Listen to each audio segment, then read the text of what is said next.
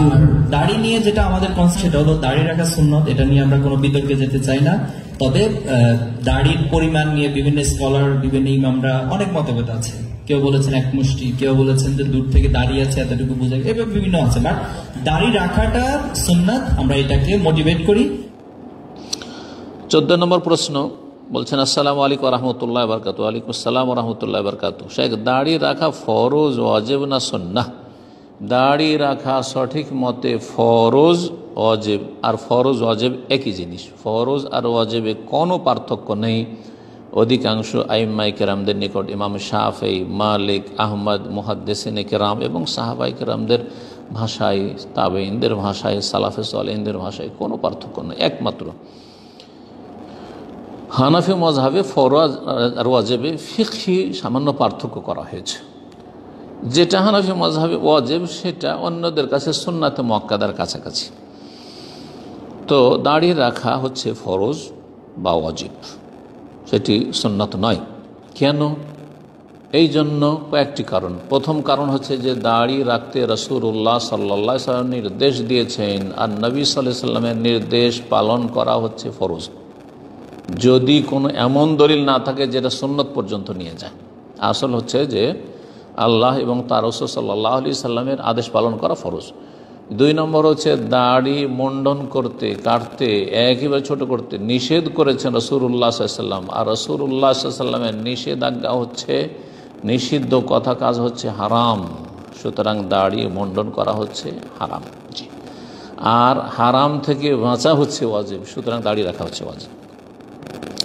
3 নম্বর হচ্ছে যে রাসূলুল্লাহ সাল্লাল্লাহু আলাইহি সাল্লাম নিজে দাড়ি রেখেছেন, দাড়ি রেখেছেন, শুধু রাখতেন। আর যদি তার আদেশ নিষেধ না থাকতো তাহলে বলতেন যে সুন্নাত, তাহলে সুন্নাত বলতেন, খুব সাহসের সাথে সুন্নাত বলতেন। 3 নম্বর দিক হচ্ছে দাড়ির গুরুত্ব, যে রাসূলুল্লাহ সাল্লাল্লাহু আলাইহি সাল্লাম দাড়ি, শুধু রাসূলুল্লাহ সাল্লাল্লাহু আলাইহি সাল্লাম না, এমন কোনো সাহাবী দেখাতে পারবেন না ইসলাম ইতিহাসে, এমন কোনো তাবেঈ দেখাতে পারবেন না যে তিনি দাড়ি রাখতেন না। জি, দাড়ি মুন্ডন করা এটা তো ভারতে আকবরী সুন্নাত। আকবরের দিনে এলাহিদি, এই যে কুফরির দিন, এলহাদির দিন যে চালু করেছিল আকবর, সে আকবরের সুন্নত হচ্ছে দাড়ি মুন্ডন করা।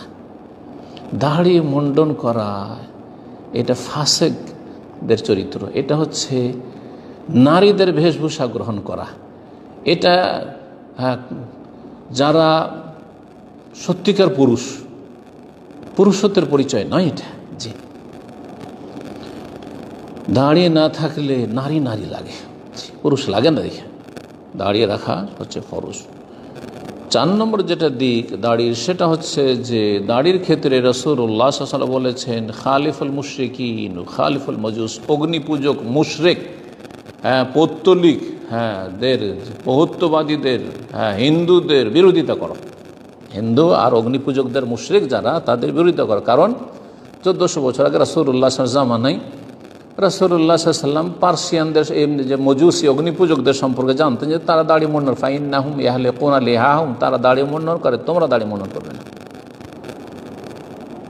এই 4টি দিক মনে রাখবেন। রাসূলুল্লাহ সাল্লাল্লাহু আলাইহি ওয়াসাল্লাম আদেশ দাড়ি রাখতে হবে, রাসূলুল্লাহ সাল্লাল্লাহু আলাইহি ওয়াসাল্লাম দাড়ি মুন্ডন করতে নিষেধ করেছেন, রাসূলুল্লাহ সাল্লাল্লাহু আলাইহি ওয়াসাল্লাম নিজে দাড়ি রেখেছেন এবং প্রত্যেক সাহাবী দাড়ি রেখেছেন, তাবেঈনরা দাড়ি রেখেছেন। এমন কোনো নজির পাওয়া যায় না আমাদের কাছে অমুক তাবেঈ দাড়ি মুন্ডন করতেন, নাউজুবিল্লাহ। তাবেঈদের যুগে দাড়ি মুন্ডন ছিল, এটাও প্রচলন কোনো হাদিস পাবেন না। 4 নম্বর হচ্ছে কাফেরদের সদৃশ্যতা, কাফেরদের বেশভূষা গ্রহণ করা, কাফেরদের বিরোধিতা করতে বলেছে রাসূলুল্লাহ সাল্লাল্লাহু আলাইহি ওয়াসাল্লাম।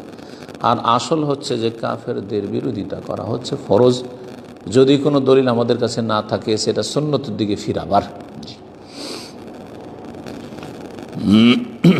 15 নম্বর